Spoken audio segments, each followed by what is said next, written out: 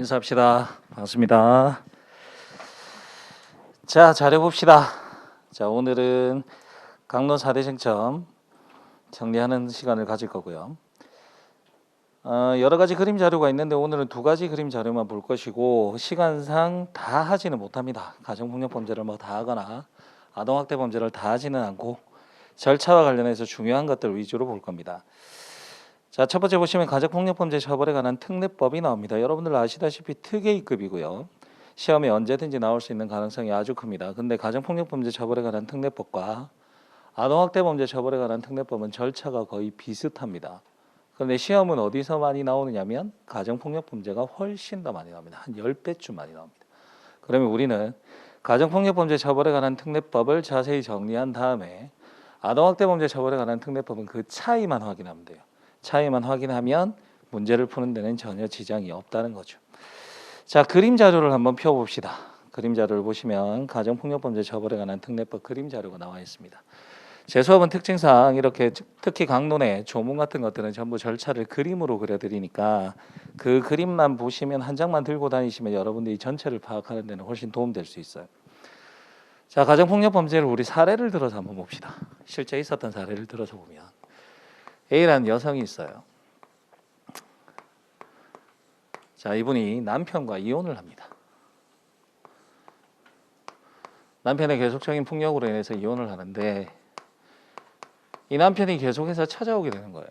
근데 이혼하는 과정을 한번 살펴보면 어떤 일이 있었냐면 남편이 어느 날 집에 퇴근해서 들어오는데 자기 후배를 데리고 옵니다. 집에. 그러면 우리가 부인인 A 입장에서 생각해 봅시다. A라는 여성은 남편 친구가 왔으니까 어떻게 해야 됩니까? 모른 척하고 방에 들어가? 인사하겠죠. 인사를 합니다.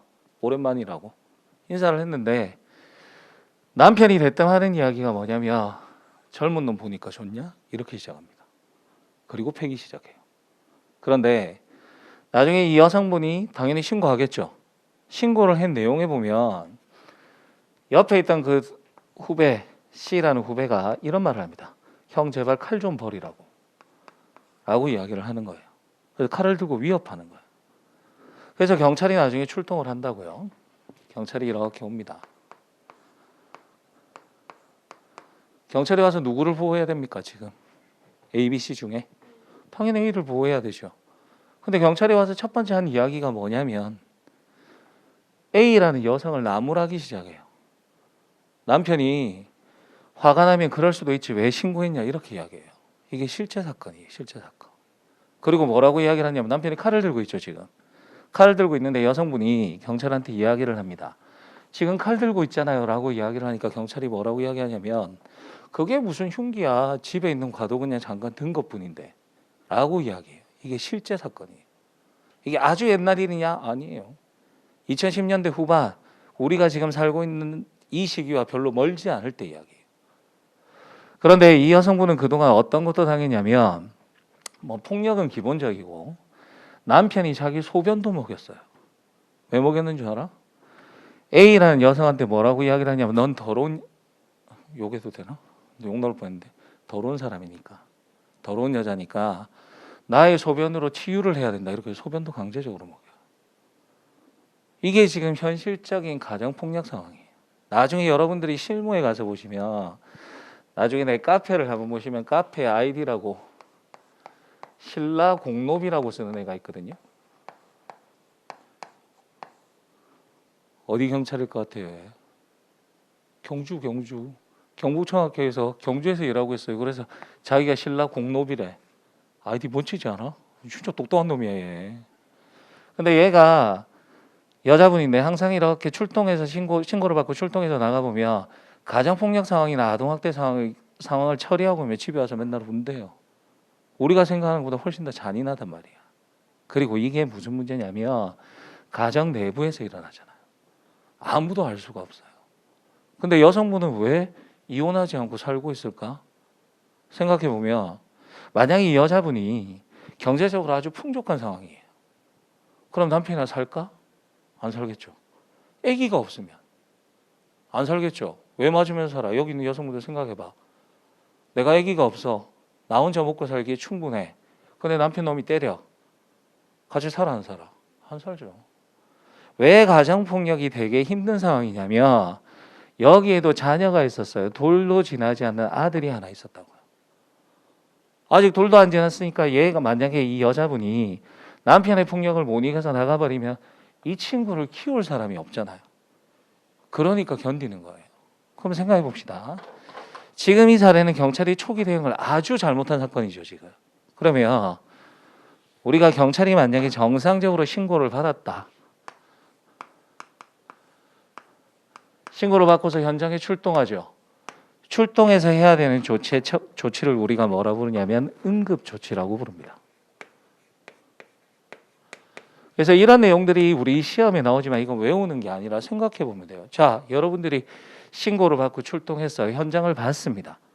맨 먼저 뭐 할까요? 남편이 칼을 들고 와이프를 때리려고 해. 그럼 뭐부터 해야 돼 일단? 일단 말려야죠. 일단 말리는 게 첫 번째죠. 그러니까 첫 번째가 뭐야? 응급조치의 첫 번째는 제지예요. 무작정 외우는 게 아니에요. 생각해 보면 충분히 알 수 있어. 두 번째 뭐 해야 될까? 가해자와 피해자가 같이 붙여놔도 돼? 분리해야죠. 그게 두 번째예요. 분리죠. 그 다음 이 사안에서 남편이 칼을 들고 있었죠. 칼을 들고 위협하고 있으면 현행범이죠. 얘 지금. 그럼 뭐 해야 됩니까? 체포해야죠. 그래서 그림 파일의 두 번째가 뭐라고 돼 있어? 현행범인의 체포. 현행범인을 체포한다 등의 범죄 수사를 하는 거죠.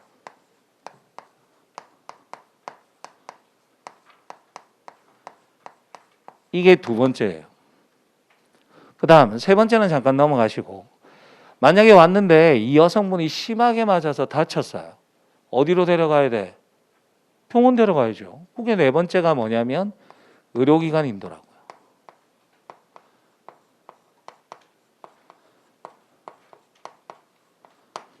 됐죠? 자, 잘 생각해 봅시다. 경찰이 출동했죠. 경찰이 정상적으로 조치를 잘했다라고 가정해 봅시다. 그러면 이 B라는 남편, 계속 욕하면 안 되는데 이 파트만 수업을 하면 계속 욕이 나오려고 그래. 이놈은 경찰이 사라지고 난 뒤에 A라는 여성을 더 때린다 아니면 반성한다. 어떻게 할 것 같아요? 100%더 때립니다. 얘가 경찰의 출동으로 인해서 반성할 놈이면 아예 가정폭력을 처음부터 안 했겠죠. 100%더 때려요. 그리고 아까 내가 이야기했던 것처럼 이 가정폭력 범죄 자체가 가정 내에서 일어나기 때문에 결국은 살인이에요. 결국은. 대부분의 경우가 결국은 살인이야. 그러면 제일 좋은 방법은 뭐냐면 이 여성분을 다른 곳으로 옮겨주는 게 제일 낫죠. 그게 제일 안전한 일이잖아. 가해자와 피해자가 지금 한 집에 있다? 또 문제 생긴다고요. 그래서 세 번째가 뭐냐면 상담소나 보호시설로 인도하는 게 있다고요. 그런데 여기서 문제가 있어요. 무슨 문제냐면 경찰이 A라는 여성분을 안전을 위해서 상담소나 보호시설로 데려갔죠. 얘 어떡할 거야? 이 돌도 안 지난 꼬마는 어떡할 거냐고요. 그래서 여성분들이 일반적으로 못 가는 거야. 그래서 여기는 우리 법률이 하나의 단서를 둡니다. 뭘 얻으라고 돼 있냐면 피해자의 동의를 얻으라고 돼 있어요. 피해자의 동의를 얻어야 상담소나 보호시설로 인도할 수 있다는 이야기예요. 그럼 봐. 시험에는 나오지 않는 내용일 수도 있지만 우리가 실무에 나갔을 때 가장 중요한 내용. 피해자의 동의 받아야 된다고 그랬죠. 그래서 이제까지 경찰들이 어떻게 하냐 물어봐. 여성분한테. 같이 가실래요? 물어봐요. 근데 여성분이 애기들 때문에 못 간다 그러겠죠. 저는 괜찮다고. 그리고 대부분의 가정폭력 사건은 나중에 경찰이 출동하고 난 뒤에 오히려 여성분이 폭력에 길들여져서 뭐라고 이야기하냐면 술 깨면 괜찮아져요라고 이야기해요. 그럼 경찰들이 그동안의 경찰들이 어떻게 했냐면 그래요 그러고 그냥 가버립니다. 여러분들은 그렇게 하면 안 돼요. 내가 나중에 진짜 기본 수업에 들어갔을 때는 조금 더 자세하게 설명하겠지만 경찰이란 직무 자체는 단순한 공무원이 아니잖아요. 그냥 서류에 도장 찍어주고 인지 붙여주는 그런 일이 아니잖아. 그죠?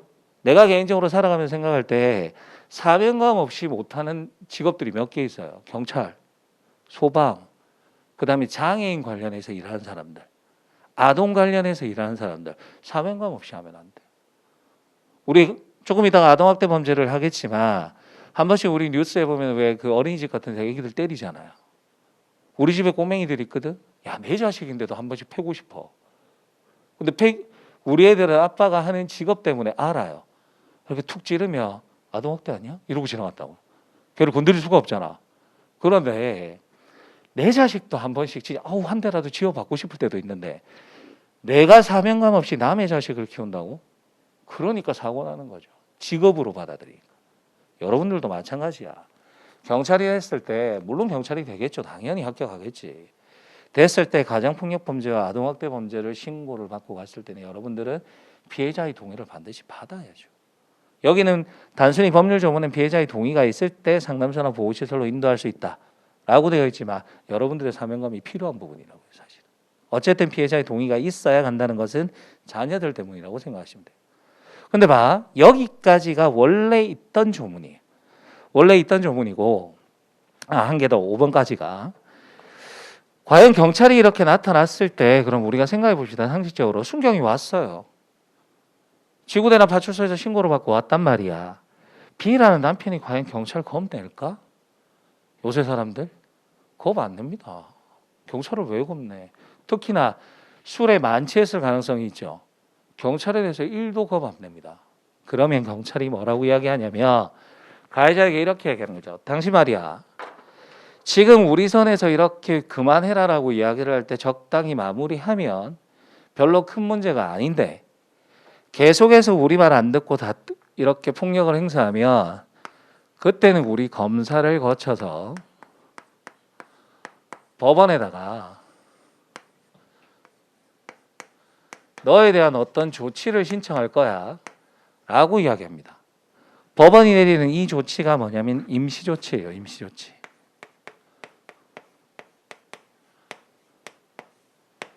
됐죠? 그래서 뭐라고 이야기하냐면 경찰이 너 계속해서 이렇게 폭력을 행사하면 우리가 검사한테 신청할 거고 검사를 통해서 법원에 청구를 해서 임시조치도 할 수 있다라고 이야기하는 거예요. 그러면 가해자 입장에서 보면 단순히 경찰들 선에서 끝날 일은 얼마든지 자기가 해결할 수 있다고 판단할 수 있지만 검사를 거쳐서 법원에서 어떤 조치가 나온다는 건 의미가 다른 이야기죠. 심리적으로 압박을 가할 수 있다고요. 그래서 뭐라고 이야기하냐면 당시 계속해서 미쳐 날뛰면 우리 임시조치 신청할 수 있다. 임시조치를 신청할 수 있음을 통보합니다.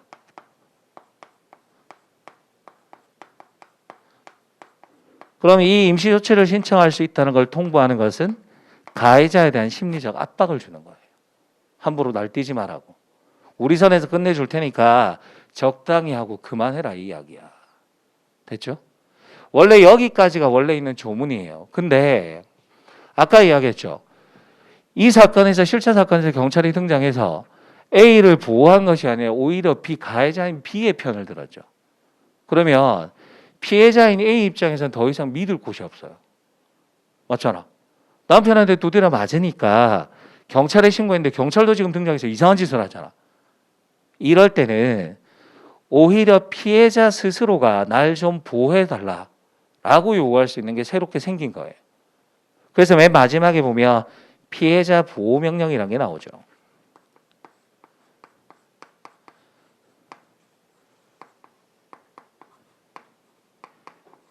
피해자 보호명령이라는 것도 있고요. 그 다음에 보면 신변 안전조치 있죠. 이런 것들도 할 수 있다는 걸 알려주는 거예요. 즉 뭐라고 이야기하는 거야? 지금 경찰이 와서 설사 응급조치를 했다고 하더라도 피해자 입장에서 불안감이 안 가셨을 수도 있죠. 그럼 알려주는 거야. 여성한테. 피해자인 여성한테 피해자 보호명령이나 신변 안전조치도 가능합니다. 라고 알려주라는 이야기예요. 그래서 개정의 내용은 피해자를 더 많이 보호할 수 있는 방법을 찾아낸 거라고 생각하시면 돼요. 됐죠? 여기까지? 그래서 이렇게 응급조치인데 그럼 생각해 봅시다. 경찰이 현장에 출동했다. 그죠? 이 응급조치 해도 되고 안 해도 되는 거야? 반드시 해야 되는 걸까요? 반드시 해야 되는 거죠. 그래서 교과서 같은 데 보면 응급조치는 의무적 응급조치라고 돼 있고 응급조치는 해야 한다라고 조문이 되는 거예요. 할 수 있다라고 나오면 해도 되고 안 해도 되는 거니까 저런 경찰들이 등장한다고. 됐죠? 조문이 왜 그렇게 구성되어 있는지를 여러분들이 알고 계셔야 돼요. 자, 그럼 만약에 여기서 해결이 안 되더라. 그러면 이제 법원에 임시조치를 청구하는데 검사가 청구할 수 있는 임시조치는 첫 번째 세 가지가 있습니다. 첫 번째가 뭐냐면 퇴거 등 격리고요.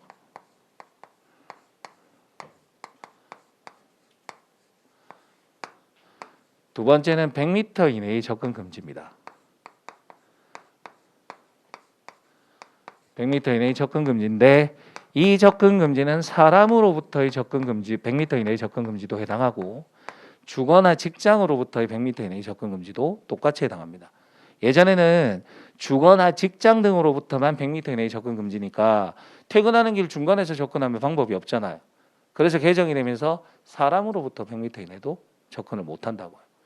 그 다음에 세 번째가 뭐냐면 전기통신을 이용한 접근도 금지됩니다.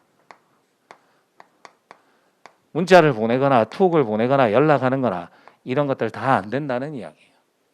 실제로 저 사건에서는 어떤 일이 벌어졌냐면 이A라는 여성이 더 이상 폭력을 견디지 못해서 집을 나옵니다.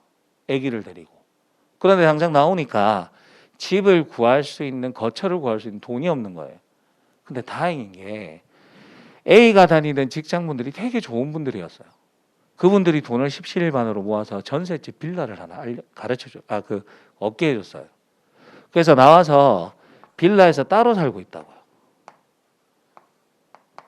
됐죠? 그러면 이 친구는 임시조치를 받게 되거든요, 나중에. 그럼 임시조치가 검사가 청구할 수 있는 게 퇴거 등 격리 100m 이내의 접근 금지, 전기통신을 이용한 접근 금지죠. 그러면 연락하면 돼, 안 돼? 안 되는 거죠. 100m 이내의 접근도 안 된다고요. 근데 계속 전화가 옵니다. 계속 여성한테 전화를 하는 거예요. 전화를 하면서 한번 만나자, 보고 싶다, 온갖 이야기를 할 거 아니야. 이 이야기 안 흔들리죠, 여성분이. 근데 맨 마지막에 무슨 이야기를 하냐면 아기가 너무 보고 싶다, 이렇게 이야기를 하는 거예요. 됐어? 그러니까 여자분이 마음이 약해지게 됩니다. 약해서 그럼 한번 만나자, 이렇게 이야기돼요. 그런데 봐, 만났을 때 이 여자분이 전화 통화해 보면 뭐라고 이야기를 하냐면 절대 내 몸에 손대지 마라. 절대 내 몸에 손대지 마라. 그걸 조건으로 만나요. 그리고 7시경에, 저녁 7시경에 만나는데 만나고 나서 나오는 시간이 12시예요. 여성분이 CCTV에 찍힌 시간이. 그런데 이 사이에 수없이 많은 폭행과 강간이 일어납니다. 그러면 봐, 이혼한 배우자죠. 여러분들은 공부를 한 사람이니까 이혼한 배우자도 가정폭력 범죄의 대상이 되죠. 그죠? 이혼한 배우자도. 그 다음 강간 관련해서 모든 범죄는 다 가정폭력 범죄에 들어가잖아요. 그러면 이 사람은 가정폭력 범죄를 저지른 게 맞다는 이야기죠. 됐지? 그래서 다시 이 여성분이 신고를 합니다. 다시 경찰에게 신고를 하는데 이번에는 누가 나오냐면 여성청소년 과장이 나와요. 여성청소년 과장이 이렇게 나오는데 과장이 와서 피해자인 A 여성을 힐끗 쳐다보고 나더니 B랑 이야기를 합니다. 그러면서 뭐라고 이야기를 하냐면 당신 뭐 했어? 물어봐. 그러니까 이런 이야기들이 있겠죠. 그죠? 본인에게 유리한 것들만 이야기했겠지만 그래서 여성청소년 과장이 B라는 남편한테 뭐라고 이야기하냐면 문자 함부로 보내지 마라. 문자 함부로 보내면 우리 최근의 개정으로 가정폭력에서 반복적으로 부호와 문헌을 보내는 것도 역시나 가정폭력 범죄에 들어가잖아요. 너 문자 함부로 보내면 가정폭력 범죄에 해당한다. 그러니까 문자를 보낼 때는 이런 내용들은 빼고 보내. 혹시나 네가 문자를 보낼 때 애매하면 나한테 전화해라. 내가 보고 확인해 줄게. 라고 이야기해요. 이게 대한민국이야. 이게 쓰레기들이라고요. 그럼 봐. 지금 여성청소년 과장까지 왔는데도 불구하고 A에 대한 보호가 안 되죠. 이 사건의 결말은 어떻게 되냐면 결국 이 남편이 찾아가서 사심이로 이 여성을 7번 찔러요. 빌라 주차장에서. 그리고 사망합니다. 그런데 나도 사람을 안 찔러봤지만 칼을 들고 사람을 찌르면 갈비뼈 같은 데 걸리기 때문에 일반적으로 칼을 잘 못 쓰는 사람은 자기 손을 다쳐요. 왜냐하면 칼날을 잡고 찔렀는데 뼈에 걸리니까 손이 미끄러지잖아. 내 손이 나간다고요. 근데 이분은 이 피해자 여성분은 갈비뼈가 부러지면서 등 뒤까지 관통된 게 2군데가 있어요. 그 말은 뭐냐면 때려서 눕힌 다음에 위에서 눌러 찍은 거예요. 눕힌 상태에서. 2손으로 위에서 눌러 찌르니까 갈비뼈가 부러지면서 몸이 관통이 되죠. 그럼 봐. 경찰 여성 청소년 과장이 정상적으로 출동을 해서 이런 조치들이 지켜지고 있나라만 잘 봤어도 살인의 결과는 안 일어날 수도 있었죠. 경찰이 잘못한 거잖아. 그죠? 그러니까 가정폭력 사건을 정리하는 과정에서는 경찰의 역할이 대단히 중요합니다. 그럼 봐. 검사가 처음에 임시조치를 이렇게 3가지를 청구할 수 있어요. 하나만 해도 가능하고요. 3개 모두 다 청구하는 것도 당연합니다. 당연히 가능합니다. 물론 결정은 법원이 하는 거죠. 그런데 이런 퇴거등 격리나 100m 내의 접근금지, 전기통신을 이용한 접근금지를 청구해서 받았다고 하더라도 B라는 남편이 계속해서 전화를 하고 찾아 나오는 과정을 경찰이 일일이 커버할 수는 없잖아요. 만약에 그게 확인이 되면 5번째로 뭐도 가능하냐면 구치소나 유치장으로 데려가는 것도 가능하다는 이야기. 됐어? 이건 어떤 경우에 1, 2, 3, 5가 효과를 거두지 못할 때 1, 2, 3, 5로 효과를 거둘 수 있으면 굳이 이건 안 해도 돼요. 그래서 1, 2, 3, 5가 효과를 거두지 못하면 이렇게 5호까지도 청구하는 게 가능하다고요. 4, 5는 간단합니다. 임시조치도 역시나 마찬가지지만 피해자가 많이 다쳤다면 4, 5가 뭐가 있어요? 의료기관이나 요양소로 데려가는 거. 그럼 봐. 1, 2, 3, 5호는 검사가 청구할 수 있죠. 그러나 의료기관이나 요양소로 데려가는 것은 법원이 알아서 할 재량사항이에요. 됐죠? 여기까지가 개정 전 조문. 그런데 생각해보면 어른들이 이런 말씀해요. 아들들이 아버지 욕하면서 닮아간다 그러거든요. 아빠가 맨날 술 먹고 들어와 사고 치는 거야. 아버지 너무 싫어해. 근데 그놈도 크면 비슷한 짓을 해요. 근데 그건 어떤 문제냐면 크면서 보고 자랐던 게 그거밖에 없잖아요. 내 친구가 내가 지난주 이번 주에 되게 무슨 일인지 모르겠는데 내 주변에 어르신들이 많이 돌아가시는 거야. 그 일주일에 뭐 한 3, 4일을 계속 그 장례식장에 가 있는 거야.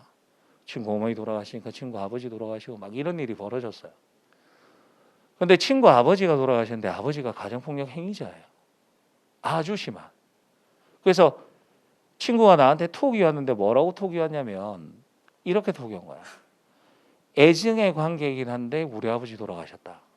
너네도 알고 있겠지만 시간 나면 한번 왔다 가라. 보통 그렇게 안 보내죠. 우리 아버지가 돌아가셨으면 우리 아버지 돌아가셨다 라고 부고를 알리는 거지 애증의 관계란 말 안 쓰거든요. 친구들은 알아. 왜 그런 표현을 쓰는지. 그래서 마지막까지도 그랬던 거예요. 나이가 40대 중반인데도 아버지가 아들 불러놓고 때리고 막 그랬거든요. 이게 가정폭력 상황이잖아. 그죠? 그러면 내 친구가 제일 고민하는 부분이 뭐냐면 자기도 결혼을 해서 사는데 애기들이 이렇게 크잖아요. 그럼 애기들이 당연히 크니까 자의식이 생기니까 부모 말 잘 안 듣지. 그거 당연하죠. 당연한데 좀 견디기는 힘들어요. 당연한데 나도 열받아. 그렇다고 때리진 않잖아요. 문제는 자기가 어릴 때 클 때 그런 상황을 보고 큰 거야. 그러니까 애들을 어떻게 훈육해야 될지 와이프랑 의견 충돌이 있을 때 이걸 어떻게 해결해야 될지를 잘 모르는 거예요. 다행인 건 그게 잘못됐다는 건 알아. 아버지 행동이 잘못됐다는 건 알아. 그래서 똑같은 행동은 하지 않으려고 하는데 문제는 배운 게 없잖아. 이럴 때 어떻게 대화로 풀어가야 되고 와이프와의 의견 충돌을 어떻게 해결해야 되는지를 모르는 거야. 그래서 이 친구는 항상 친구들한테 물어봐. 나 이럴 때 어떻게 해야 돼? 나 이럴 때 어떻게 하는 게 맞아? 그러면 이야기 물어보기라도 하니까 다행이죠. 근데 이게 무슨 이야기야?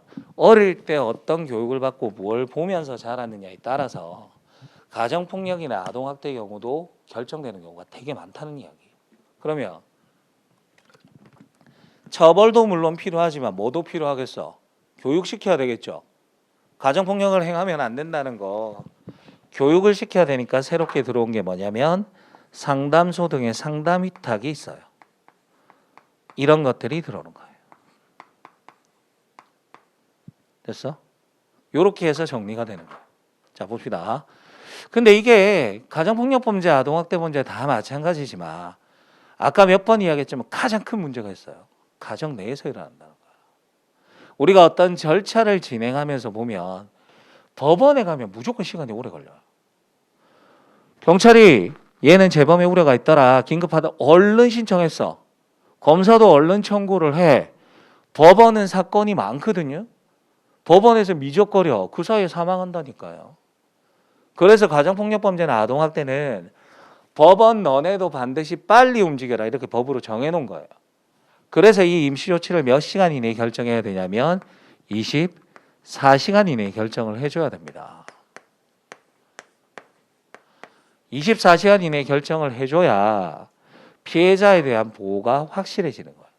시간적 간격을 둔 이유가 다 있다는 이야기예요. 됐죠? 그 다음 1, 2, 3, 5 얘네들은 2개월이죠. 2개월이고 2회 연장이 가능하고 2회 연장이 가능한 거고 나머지들은 1개월이고요. 1회 연장이 가능합니다. 됐죠? 근데 보세요. 지금 법원에서 24시간 이내에 결정을 내려라 라는 이야기가 나와 있잖아. 그죠? 근데 이 제도에, 이 절차에 가장 큰 단점이 한 게 있어요. 검사가 청구하는 데 시간적 제약이 없어요. 그죠? 검사한테 빨리 하라는 이야기가 없잖아요. 그럼 만약에 경찰이 잘해서 신청을 빨리 했어. 근데 검사가 미적거려요. 이건 방법이 없는 거예요. 그럴 수도 있잖아. 그죠? 검사가 얼른 청구를 하지 않고 사건을 깔아뭉개버리면 역시나 피해자 보호가 이루어지지 않는 단점이 있는 거예요. 그래서 그걸 보완하기 위한 제도가 뭐냐면 거기 그림의 아래쪽에 있는 긴급 임시조치라는 게 있습니다.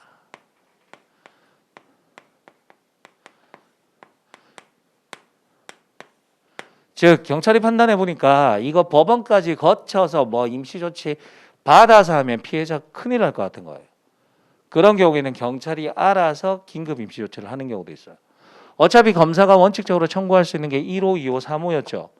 그래서 긴급 임시조치도 똑같이 1호화, 대거등 격리, 100m 이내의 접근 금지, 전기통신을 이용한 접근 금지 요 세 가지에 대해서 가능해진다고요. 근데 이건 예외적이죠. 아주 예외적인 상황이니까 긴급 임시조치 결정서를 하나 써야 돼요.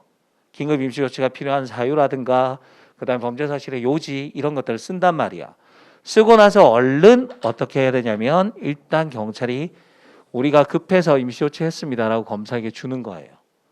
그러면 검사가 다시 사후적으로 법원에다가 우리가 긴급 임시조치 경찰이 했다고 합니다. 라고 법원에 청구를 해서 허락을 받아야 돼요. 근데 봐. 일반적인 응급조치보다 긴급 임시조치가 행해졌다는 이야기는 훨씬 더 지금 위급하다는 이야기죠. 검사도 빨리 움직여야 될 거 아니야. 일반적인 경우가 다르죠 지금. 그래서 우리 법이 여기도 검사도 빨리 움직이라는 뜻에 여기는 시간적 제약이 있어요. 몇 시간 이내에 청구한다? 48시간 이내가 되는 거예요. 법률이 뭐 때문에 시간적 제약을 두고 있는지를 잘 보면 된다. 요게 가정폭력범죄 절차의 끝이에요. 요거만 알고 있으면 돼. 그러면 나중에 여러분들이 복습을 할 때는 항상 가정폭력범죄 요걸 먼저 정리해야 돼요. 이게 완벽하게 된 상태에서 아동학대 범죄는 여기서 조금의 차이만 오는 거예요. 이게 완벽하게 되면 아동학대 범죄는 어렵지 않아요. 문구가 조금 바뀌긴 하지만 큰 차이 없거든. 특히나 긴급임시조치는 아동학대 범죄와 완전히 동일해요. 그러니까 항상 복습을 할 때는 가정폭력 범죄를 먼저 하고 난 뒤에 아동학대를 하는 거예요. 이해됐죠? 무슨 말인지? 그래서 자료를 한번 봅시다. 자료를 가서 보시면 자, 자료에 있는 여러 가지 내용들은 여러분들이 한번 보시면 되고요. 자료의 2페이지 한번 보세요. 2페이지에 가서 보시면 자, 응급조치에 보면 아까 설명했던 게 나오죠. 의무적 응급조치라고 나와 있고 두 번째 줄 끝에 가서 보시면 응급조치를 취하여야 한다. 이렇게 돼 있잖아요.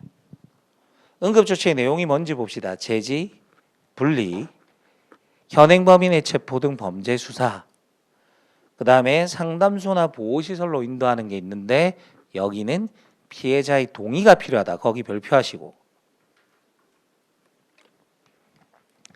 그리고 의료기관 인도 자꾸 이렇게 하면 임시조치 신청할 수 있다는 것을 통보함으로써 심리적 압박을 가하는 거고요.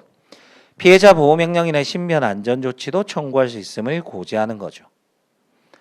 임시조치의 내용 가서 봅시다. 첫 번째 퇴거등 격리, 100m 이내의 접근 금지, 세 번째 전기통신을 이용한 접근 금지고요.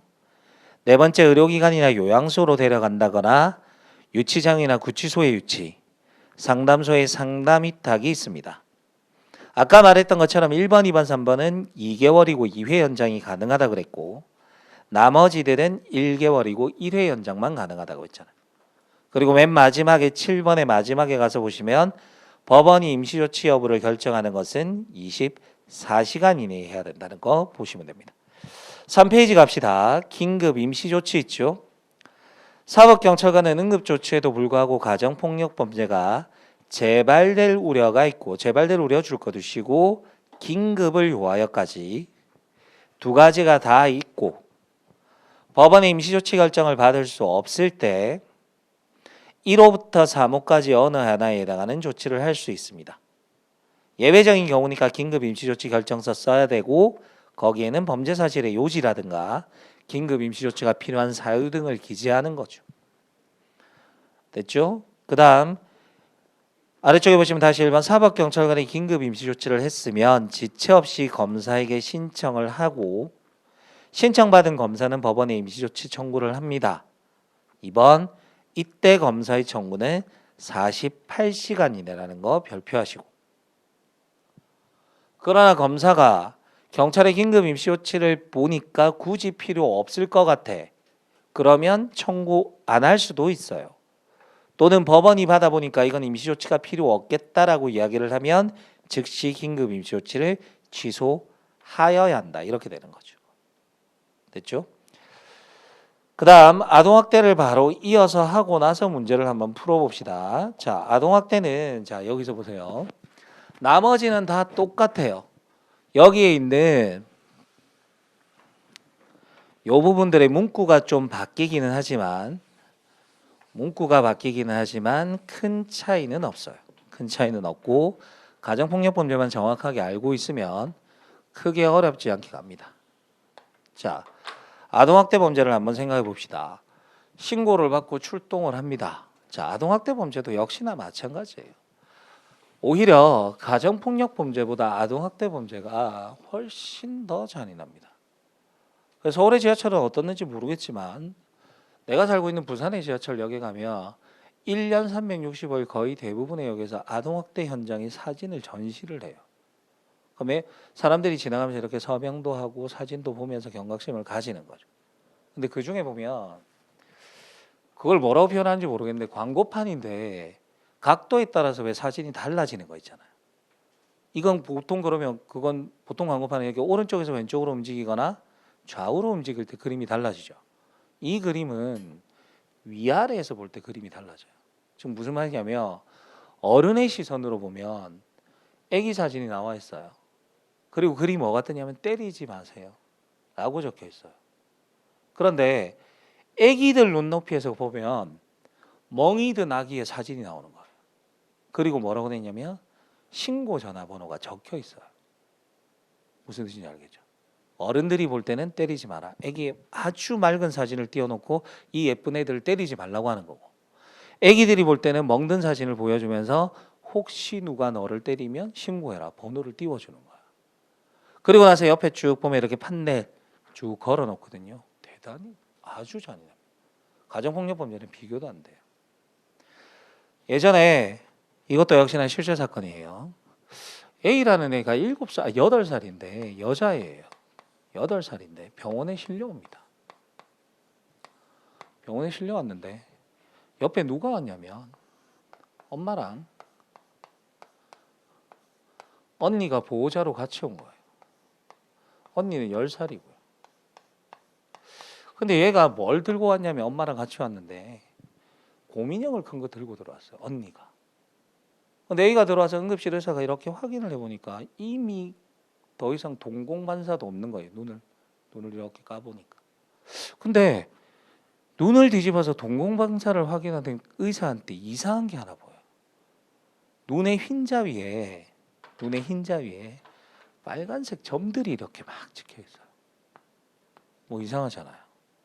그리고 나서 아기가 거의 숨이 끊어질 상황인데 검사를 하니까 장기 파열이에요. 근데 장기 파열이 어느 정도였냐면 달려오는 자동차랑 정면으로 부딪혔을 때 정도의 상처예요. 근데 물어봐. 왜 이게 지금 무슨 상황인지 모르잖아요. 아기가 교통사고는 아니니까. 그래서 물어보니까 부모한테 물어보겠지, 엄마한테. 엄마한테 물어보니까 엄마가 대답을 하는 게 아니라 10살짜리 언니가 대답을 해요. 뭐라고 이야기를 하냐면 자기가 발로 걷어찼대, 동생을.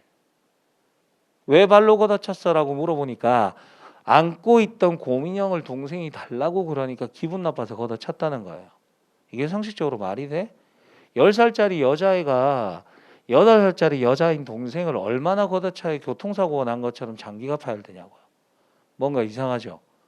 뭔가 이상해서 경찰이 신고를 한 거예요. 의사가 경찰에 신고를 한 거예요. 그래서 사건의 전말은 밝혀지는 거예요. 계모입니다. 새엄마예요. 그런데 얘가 그날 아침에 밥을 안 먹는다 그랬어요. 그러니까 머리채를 잡고 미친 듯이 발교질합니다. 배를. 그러니까 아기가 배가 아프니까 오전 내도록 누워 있었나 봐. 그냥 점심때가 돼요. 다시 밥 먹어 그래. 애가 안 먹어. 그러니까 애를 눕혀놓은 상태에서 소파 위에서 점프를 해서 여러 차례 뛰어내리고 10여 차례를. 이미 그때 장기는 파열됐나 봐요. 그리고 저녁이 되니까 애가 늘어지죠. 쑥 늘어지니까 다시 저녁을 먹으라고 했는데 애가 안 먹거든. 다시 머리채를 잡고 이렇게 해서 발로 걷어차버려요. 그리고 애가 장기 파열로 사망하는 거야. 그런데 흰자 위에 있던 그런 빨간 점은 뭐냐? 알 수가 없죠. 알 수가 없어. 그래서 경찰이 뭔가 이상하다고 생각해서 엄마와 언니를 분리시켜요. 이렇게 분리시킨 상태에서 보호소로 데려가서 이야기를 하는데 절대 안 물어봐. 물어보면 안 돼. 생각해봐. 경찰의 지금 합리적인 의심은 이거 아동학대죠. 동생만 했을까? 여기도 아동학대 피해자예요. 근데 애기한테 동생 어떻게 죽었어라고 물어보는 것 자체가 2차 가해거든. 그래서 물어보지 않아요. 그냥 같이 있는 거야. 같이 생활하고 막 이렇게 신뢰를 쌓는 거예요. 어느 순간 얘가 이야기를 시작하는 거예요. 그게 금방 말했던 그 사건이고. 눈에 있던 빨간 점은 뭐냐? 말 안 들으면 눈 뜨라고 하고 바늘로 찌른 거예요. 눈동자를. 그리고 얘들은 학교에 있을 때 항상 용변을 보고 와야 돼요. 소변이건 대변이건. 만약에 집에서 하잖아요. 사용한 휴지 있죠. 다 먹였어요. 그 다음 말 안 듣잖아. 며칠이고 옷을 발가벗긴 채로 거기 욕실에 세워놓는 거야. 그리고 나서 맨 마지막에 청양고추 있잖아요. 그걸 먹여. 그러면 어른도 먹으면 그거 맵잖아. 그죠? 매워서 몸을 움직이면 목을 조르는 거야. 언제까지? 실핏줄이 터질 때까지. 근데 이 모든 과정이 가정 내에서 일어나니까 모르는 거예요. 근데 얘가 처음에 왔을 때 왜 본인이 범인이라고 주장했냐면 이게 바로 스톡홀름 증후군이에요. 우리 강론의 스톡홀름 증후군 테러 할 때 배우죠. 누가 누구에게 동화되는 거야? 인질이 범행에게 동화되는 거죠. 이것도 마찬가지예요. 실컷 때려놓고 뭐라고 이야기를 하냐면 엄마가 너네 사랑해서 그러는 거야. 너네 잘 되라고 그러는 거야. 라고 이야기해요. 새엄마라고 이야기했죠. 얘들은 한 번 엄마를 잃어본 경험이 있잖아. 그러니까 이 엄마가 떠나면 또 엄마가 사라지는 거잖아. 겁나는 거죠. 그래서 데려가면서 뭐라 그랬냐면 너가 그랬다 그래라. 그래야 엄마가 안 없어진다. 그래야 우리 가족이 행복하게 살 수 있다라고 이야기를 해서 얘가 범인이라고 주장. 그러니까 이거 아동학대 범죄 자체는 가정 내부에서 이런 사건들이 일어났을 때는 찾아내기가 얼른 힘든 거예요. 자, 해봅시다. 간단합니다. 여러분들이 신고를 받았어요. 아동학대가 일어나고 있다는 현장에 출동합니다. 역시 응급조치 맞아요. 제일 먼저 가서 뭐 해야 돼? 때리는 사람과 만든 아동을 분리시켜야 되겠죠. 아까는 제지 분리라고 돼 있었잖아. 그죠? 문구만 약간 다르게 나올 뿐입니다. 첫 번째가 제지고요. 두 번째는 분리가 아니라 격리라고 나오는 거예요. 이건 굳이 외울 필요가 없어요. 이건 당연한 이야기니까. 됐죠? 그 다음 아기가 많이 다쳤으면 어디로 데려가야 돼? 당연히 의료기관으로 인도해야 되겠죠. 그것도 당연한 거고 이것도 외울 게 아니라는 이야기죠. 그 다음 아까 가정폭력범죄와 똑같은 이야기겠지만 이 아버지가 아니 그림 없어요. 그림 없으니까 요거 잘 보라고. 아버지가 만약에 때렸다, 엄마가 때렸다, 경찰이 가고 나면 더 때린다, 덜 때린다. 당연히 더 때리겠죠. 그럼 얘들도 어디로 데려가야 돼? 보호시설 같은 데로 데려가는 게 맞겠죠. 그런데 이 보호시설로 인도하는 것 자체가 또 문제가 있어요. 아기들은 어떤 아기들이든 마찬가지예요. 분리불안이 있어요. 엄마랑 떨어지는 거 별로 안 좋아해. 아빠는 필요 없다니까. 내가 늘 이야기하지만 아빠는 생존만 하면 돼. 생존만. 갑자기 슬픈데 오늘 또. 아빠 필요 없어. 그냥 아빠는 그냥 누가 그러더만 애를 서울대 보내는 방법 이야기했죠. 들어봤어? 할아버지의 재력, 엄마의 정보력, 아빠의 무관심. 아빠 관심 가지면 안 돼. 아빠가 뭐 해라 마라 그러면 안 돼. 우리 집 꼬마들 나는 분명히 사람을 낳았거든요. 내가 말만 하면 불이가 이렇게 나와. 새로 변해요. 아빠는 말하면 안 돼. 아빠는 가만히 있어야 돼. 그리고 우리 집 꼬맹이가 이렇게 한 번씩 와서 부부 침대에 와서 우리 부부가 누워있는 침대에 와서 나한테 툭툭 쳐. 툭툭 칠 때는 비기란 이야기예요. 왜? 지가 엄마 옆에 누워야 되는데 이상한 아저씨가 누워있는 거잖아. 기분 안 좋다 이거지. 이렇게 애기들 그러니까 우리 애는 우리 벌써 초등학생인데도 잘 때 보면 엄마가 채워주는데 몸의 어느 부분인가는 붙어 있어야 돼요. 뭐 손을 잡고 있든 발을 대고 있든 엄마 배에 하여튼 뭔가가 붙어 있어야 돼. 안 그러면 잠을 못 자요. 그게 왜냐면 엄마 몸속에서 나왔잖아. 엄마 몸속에서 아빠는 어떤 조력자 뭐 이 정도잖아요. 그냥 아빠 별 필요 없는 거지. 남자들 다 곧 느끼게 될 거야. 나는 지나가고 있고. 그럼 이 보호시설로 데려간다 그럴 때 말할 거 아니야. 경찰이 와서 너 형 따라갈래? 언니 따라갈래? 묻겠죠. 얘들 안 가요. 왜?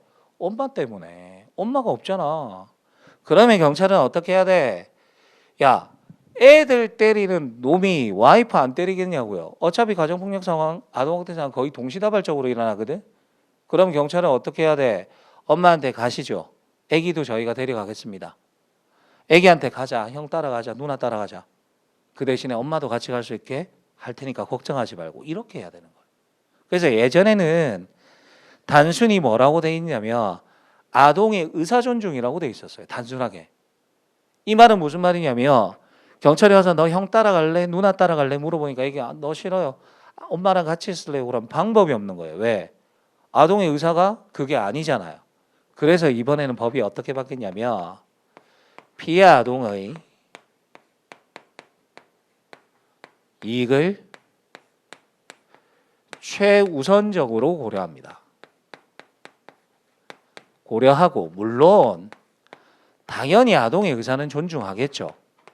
그런데 조문의 순서가 어떻게 바뀌었냐면 아동의 이익을 최우선적으로 고려하라고 이야기가 나왔으니까 이제는 아기가 저 형 따라 안 갈래요 그래도 여러분들이 판단해보고 아동의 보호를 위해서는 데려갈 수 있다는 이야기죠. 그러니까 개정의 방향이 제대로 흘러가고 있는 거죠. 지금. 됐어? 아까 우리 가정폭력범죄 할 때 응급조치에 대해서 내가 시간적 제약에 대해서 1도 말 안 했잖아요. 근데 생각해봐. 이건 아동이죠. 피해자가 더 여리고 약한 사람들이야. 그러면 경찰이 해야 되는 응급조치도 빨리빨리 해야 되겠죠. 이것도. 그래서 여기는 시간적 제약이 있습니다. 몇 시간이냐면 72시간이에요. 여기서 오해하지 말아야 될 거. 쌤, 72시간 동안만 아동을 보호해라는 이야기입니까? 그러면 72시간이 지나면 어떻게 해요? 그 말이 아니에요. 72시간 안에 아동의 보호를 완성시키라는 이야기예요. 미적거리지 말고 경찰 너네도 미적거리지 말고 빨리 결정 내리라는 이야기예요. 원래 여기까지만 있다가 또 공무원들이 뭐도 잘하느냐면 물론 이제 법의 개정에는 경찰도 있고요. 아동학대 전담 공무원도 등장합니다. 그건 뭐 자세한 건 다음에 설명하는 거고. 72시간은 제약을 딱 두니까 토요일, 일요일에 또 일을 안 하잖아요, 공무원들이. 나중에 뭐라 그러냐면 주말이었는데 휴일이었네 이런 이야기 하는 거야. 그래서 주말이나 공휴일일 때는 48시간을 연장해 줍니다. 요거. 됐죠? 시간 제약 두는 의미를 잘 알아야 돼요. 어떤 거 72시간만 보호하라는 게 아니라 72시간 안에 보호를 완성하라는 이야기야. 주말이면 48시간 연장이고. 그다음 아까 여기 검사가 청구할 때 임시조치 청구할 때 가정폭력범죄자 시간 제약 없었죠. 이건 피해자가 아동이죠. 경찰도 빨리 검사도 빨리 움직이라고. 72시간의 제약을 이렇게 주는 거예요. 됐죠? 근데 봐. 여기서 문제가 하나 있어요. 요 48시간 공휴일이나 주말 연장되는 48시간을 빼고 생각해 봅시다. 경찰이 바로 신청했어요. 검사가 72시간 맥시멈 잡아먹고 법원에 청구합니다. 법원에서 24시간 이내 결정하면 요거만 합쳐도 96시간이죠. 그럼 얘가 끝나버려요 지금. 그죠? 72시간 안에 응급조치가 끝나버리고 아직 법원의 임시조치 결정은 떨어지지 않았으니까 아동보호에 공백이 생기잖아요. 그래서 우리 법은 뭐라고 그러냐면 원칙적으로 응급조치는 72시간이지만 법원의 임시조치 결정 시까지는 연장시켜줍니다. 그래야 응급조치 끝나고 임시조치가 바로 이어져야 아동보호에 공백이 안 생기는 거잖아. 그래서 최대 96시간까지도 연장이 가능해지는 거라고요. 그 다음 여기 이제 아동학대는 뭐 검사가 뭐만 청구한다 이런 이야기는 없고 요 세 가지 임시조치는 다 똑같습니다. 대거등 격리, 100m 이내의 접근 금지, 전기통신을 이용한 접근 금지 요건 똑같아요. 그런데 차이가 나는 것들이 있습니다. 아까 내가 이야기했던 것처럼 내 친구가 아기를 키우는데 자기가 어떻게 가르쳐야 될지를 잘 모르겠다 할 때 있어요. 애가 분명히 때를 쓰고 말을 안 듣는데 무조건 때린다? 말도 안 되는 이야기죠. 말도 안 되는 이야기지만 본인이 배운 게 그거밖에 없으니까 어떻게 해야 될지 모른다는 이야기가 나오는 거예요. 그래서 다섯 번째 보면 법원에 가면 어떤 게 있냐면 아빠 학교 같은 게 있어요. 아빠들 아동학대 위험성이 있거나 아동학대를 저지른 부모들을 모아놓고 교육시키는 거 있어요. 교육위탁이라든가. 그 다음 아동학대 범죄는 가장 대부분의 사건들이 옆집 아저씨가 남의 애 때리진 않아요. 맞잖아. 요새 같은 세상에 남의 애한테 뭐라고 야단만 해도 그 집 부모가 난리가 나는데 옆집 사람이 옆집에 있는 애기를 때린다? 그럴 일은 없어요. 대부분 누가 하겠어? 부모가 하는 거예요. 부모는 뭘 가지고 있냐면 친권을 가지고 있죠. 친권을 가지고 있으니까 아동학대 사건이 벌어졌을 때 이 사람들한테 나오라 그래. 애기랑 분리시켜. 제재하고 격리시킨단 말이야. 그러면 가해자 놈들이 100% 주장하냐면 친권 주장해요. 내가 얘 친권자니까 나 얘 보호해야 돼. 이런 헛소리 한단 말이야. 그럼 뭐 해야 되겠어요? 권한 행사를 제한하거나 금지하는 것들 이런 것들도 필요하겠죠. 친권을 없애버려야 될 거 아니야. 그래야 애기들 못 때리지. 됐죠? 그 다음에 나머지 뭐 자질구레한 것들이 있습니다.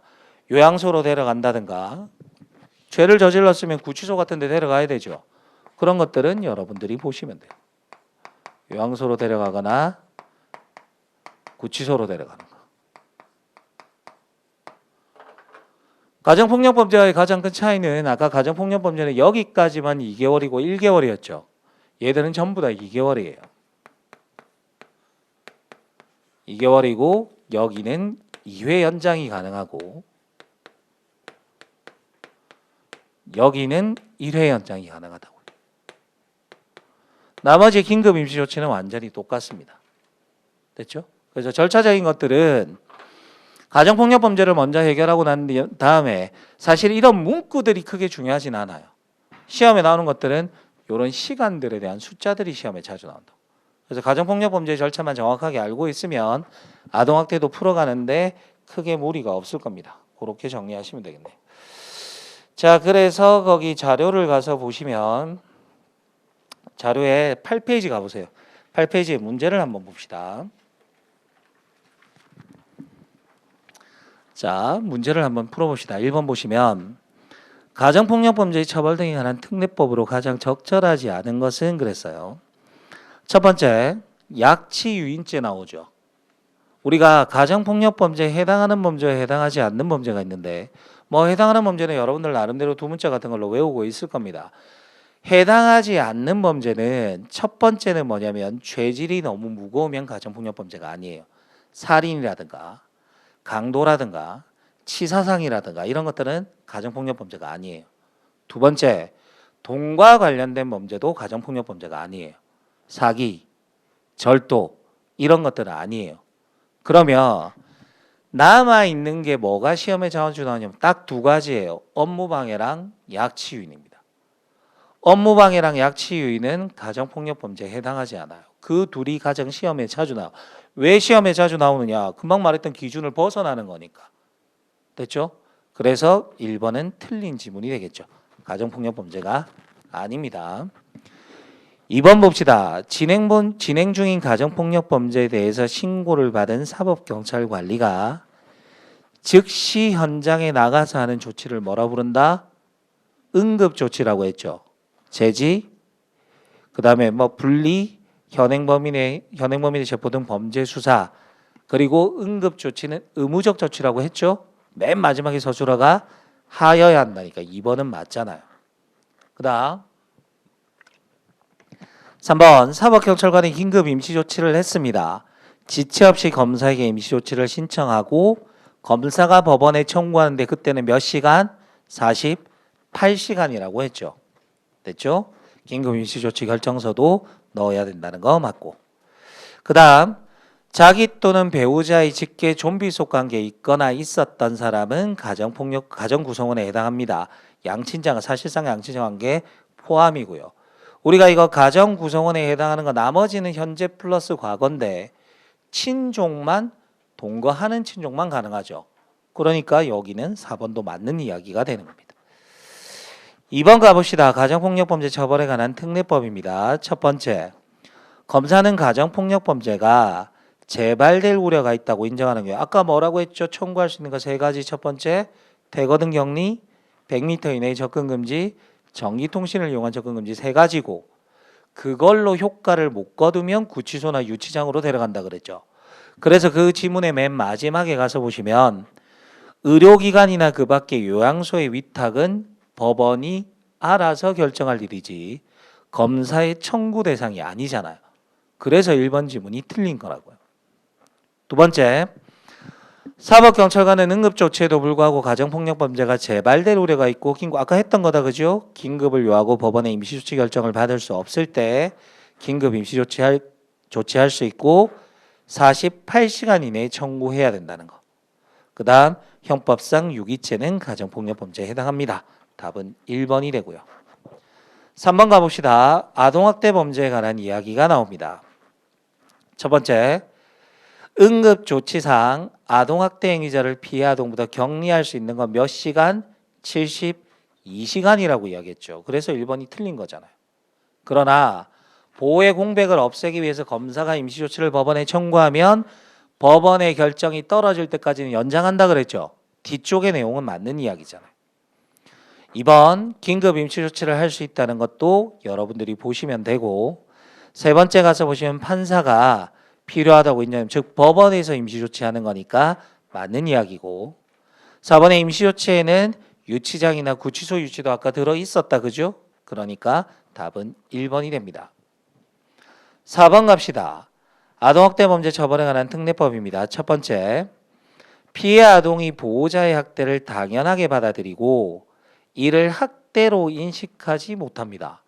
어릴 때부터 쭉 맞으면서 컸으니까 이번에 맞아도 내가 잘못해서 엄마가 때리나 보다라고 생각하는 거예요.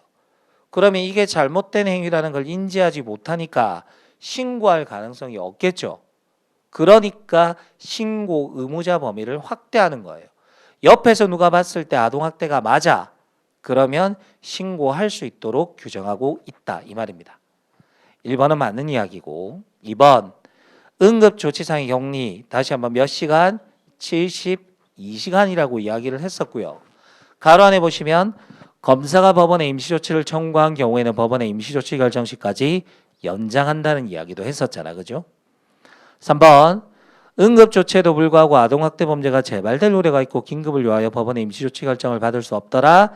긴급 임시조치 결정을 할 수 있고 임시조치는 아동학대 범죄 원활한 조사 심리 또는 피아동의 보호를 위해서 필요한 경우에 권한을 또는 자유를 일정 기간 제한하는 조치다. 맞는 이야기잖아요. 그러면 답은 2번이 되는 거죠. 이렇게 해서 가정폭력범죄와 아동학대 범죄 정리하시고요. 항상 아까도 말했지만 가정폭력범죄 먼저 정리하고 아동학대 범죄는 시간 위주로 정리하면 끝난다고요. 됐죠? 오케이. 잠깐만 쉬었다 합시다.